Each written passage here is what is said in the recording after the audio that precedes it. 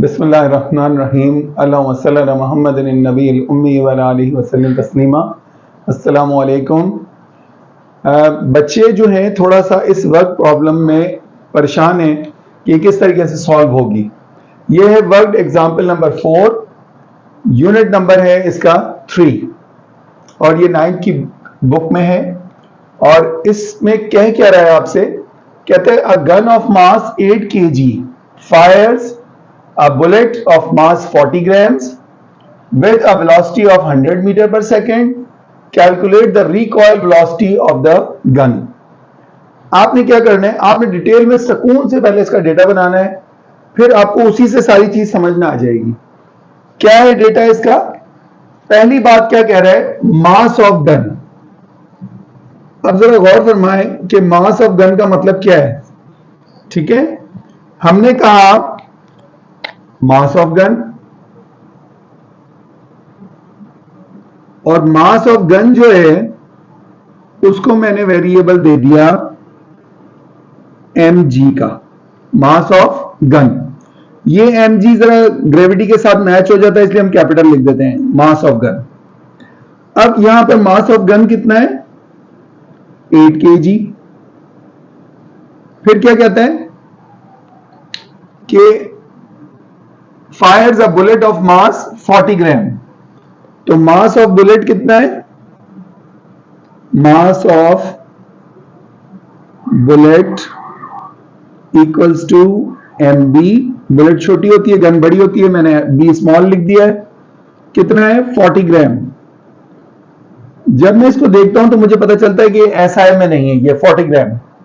इसको मुझे SI में कन्वर्ट करना है क्योंकि सारे यूनिट्स को SI में होना है। जब भी वो प्रॉब्लम सॉल्व करेंगे आप तो आपको सारी यूनिट्स को पहले SI सिस्टम में लाना पड़ेगा। तो 40 ग्राम जो है 1 किलोग्राम में, 1 kilogram contains how many grams, yes 1000 ग्राम। तो इसका मतलब है कि जब आप इस ग्राम को किलोग्राम में कन्वर्ट करोगे तो आप 1000 से डिवाइड करोगे। ठीक है, क्या करोगे, डिवाइडेड बाय 1000। डिवाइडेड बाय 1000 जब आप इसे करेंगे तो ये आपका हो जाएगा यहां 1000।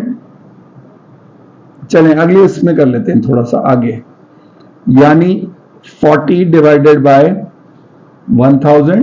अब ये बन जाएगा kg, और जब आप इसे सॉल्व करते हो, इससे इसको डिवाइड करते हो तो ये बनेगा 0.04 kg। ठीक है जी, अब ये दोनों kg में आ गए। इसके बाद क्या कह रहा है आपसे, fires a bullet of mass 40 gram with a velocity of 100 metre per second. Bullet की वेलोसिटी कितनी है, 100 मीटर पर सेकंड। तो आप लिखेंगे, अच्छा अब यहां है असल ट्रिक, आपको अब ये समझना पड़ेगा कि यहां हो क्या रहा है। गन और बुलेट एक सिस्टम है। यहां ये आपकी गन है, लेट सपोज, और इस गन के अंदर आपके पास बुलेट लगी हुई है। हम बुलेट को थोड़ा ऐसे ले लेते हैं ब्लू में, ये हमारी बुलेट है, ये बुलेट इसके अंदर रखी हुई है अभी। तो यहां क्या सिचुएशन है, जब आपने फायर नहीं किया है उस वक्त गन की वेलोसिटी कितनी है, जिसको हम इनिशियल वेलोसिटी कह देंगे, इनिशियल वेलोसिटी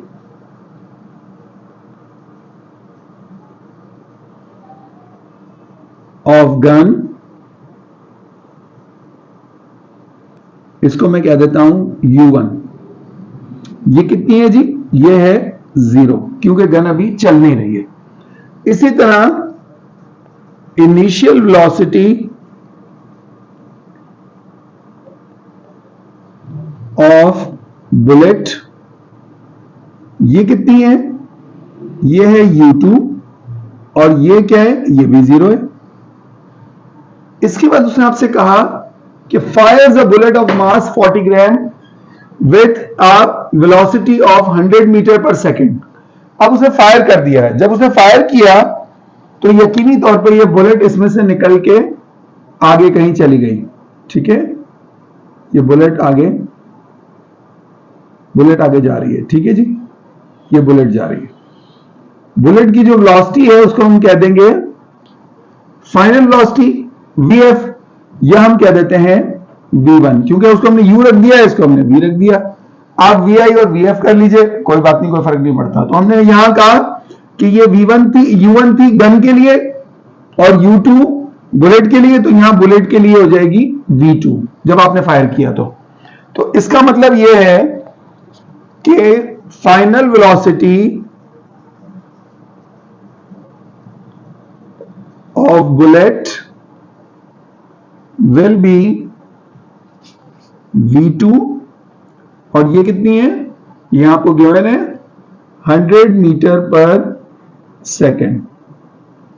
अब यहां तक आप पहुंच गए, आपको मालूम क्या करना है, रिक्वायर्ड क्या है आपको रिक्वायर्ड है calculate the recoil velocity of the gun.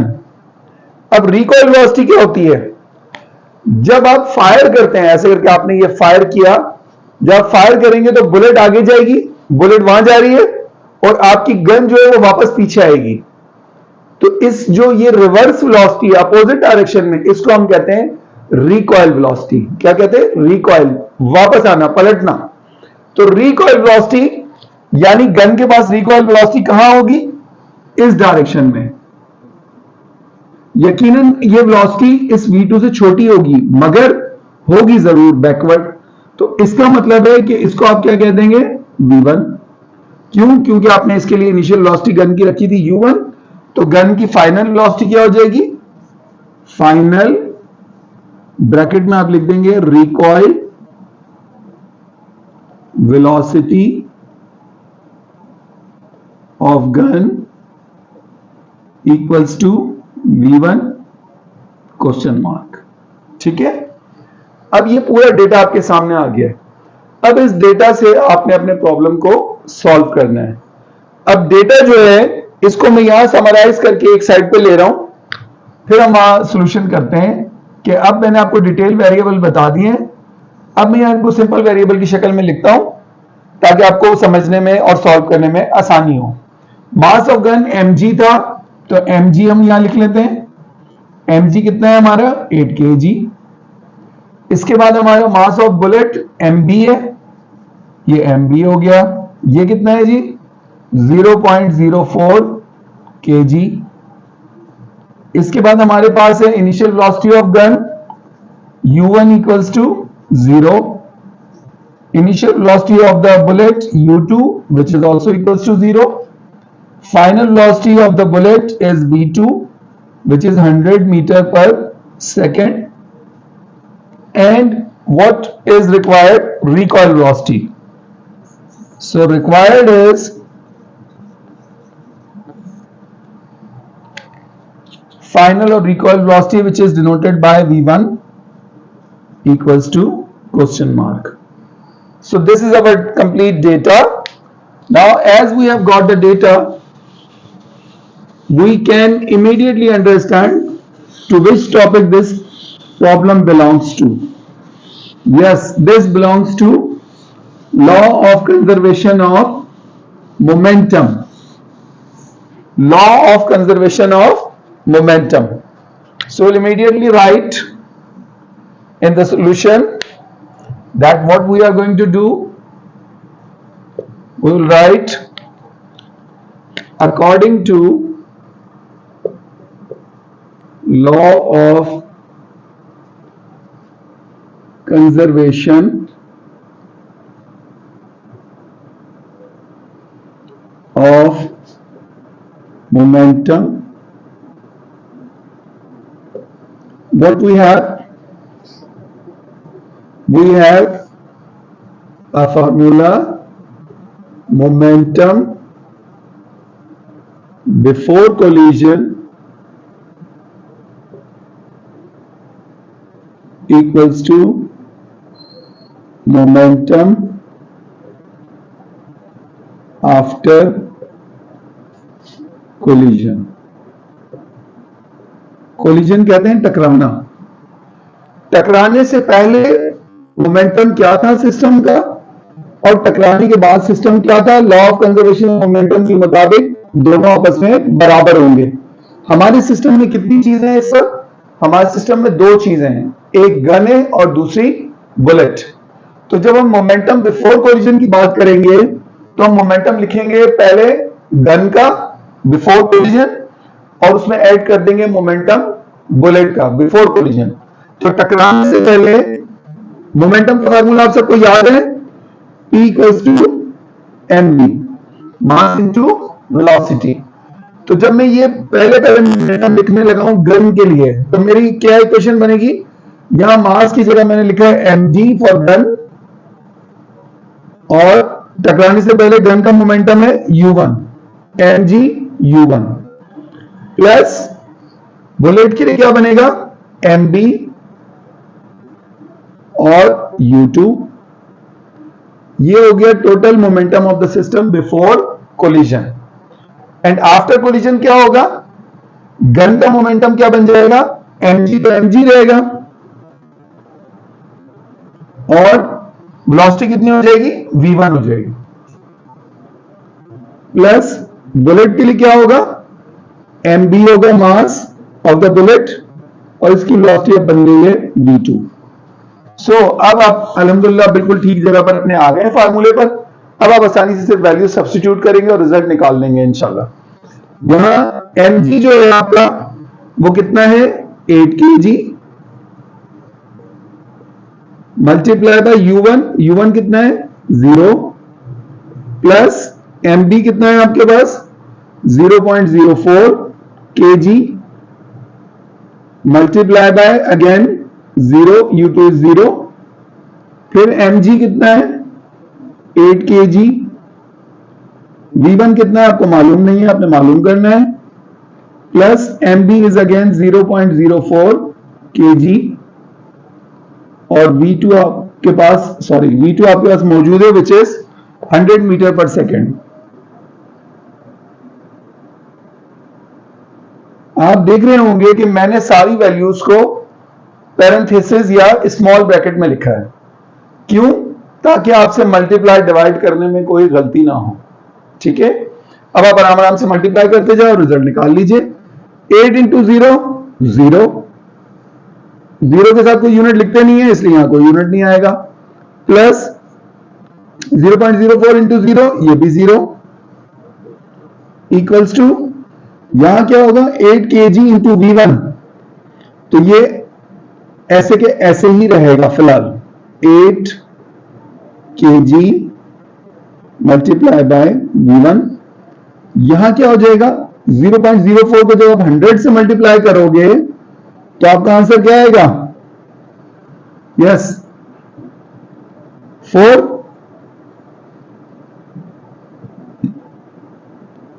kg metre per second, ऐसे ही है। अब क्या करेंगे आप? 0 प्लस 0 इज 0, यहां क्या होगा? 8 kg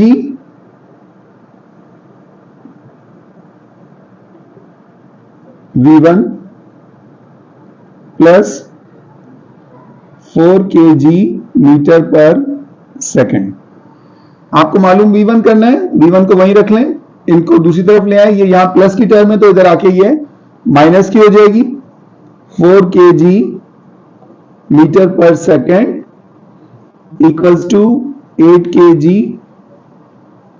और मल्टीप्लाई में यहां है v1। तो सबसे पहली चीज हमारे पास क्या हो गई?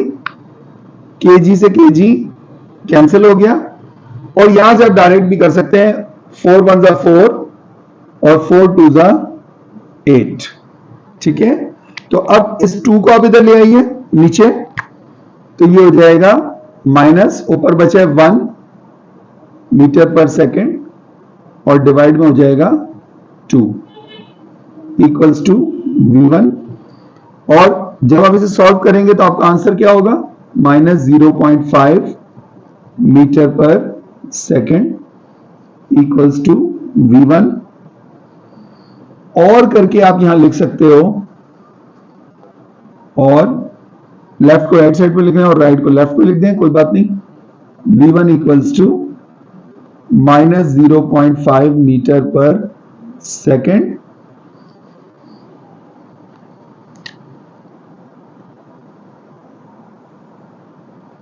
This is the recoil velocity of the gun. Here negative sign shows opposite direction, therefore V1 is equals to 0.5 metre per second. ये आपका आंसर है।